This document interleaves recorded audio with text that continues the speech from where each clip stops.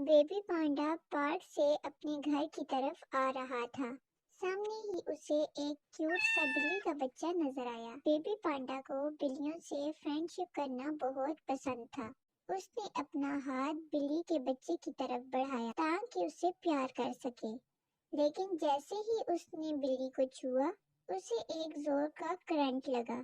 اس نے زیادہ دھیان نہ دیا اور اپنے گھر کی طرف آ گیا۔ شام کو جب بیبی پانڈا سو کر اٹھا تو اسے اپنے اندر بار بار کرنٹ محسوس ہو رہا تھا۔ وہ بیڈ سے اٹھا تو اس کے پاؤں زمین پر نہیں لگ رہے تھے، وہ ہوا میں اڑ رہا تھا۔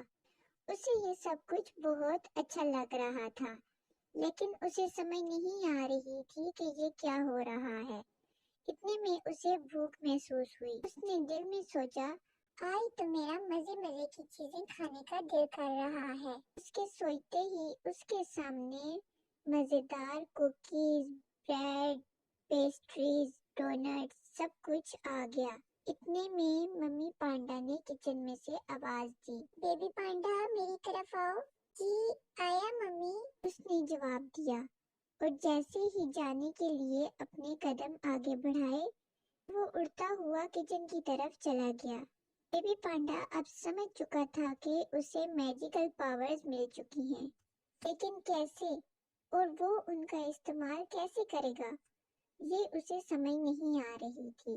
اب بیبی پانڈا ہوا میں اڑ سکتا تھا، جہاں چاہے جا سکتا تھا، اور جو چاہے کھانے کی چیز خواہش کرتے ہی اپنے سامنے پا سکتا تھا، لیکن یہ سب کیسے ہو رہا ہے یہ وہ بالکل نہیں جانتا تھا۔ اگلے دن جب وہ بیڈ سے اٹھا تو اس نے دیکھا وہی بلی کا بچہ اس کے سامنے بیٹھا ہوا ہے۔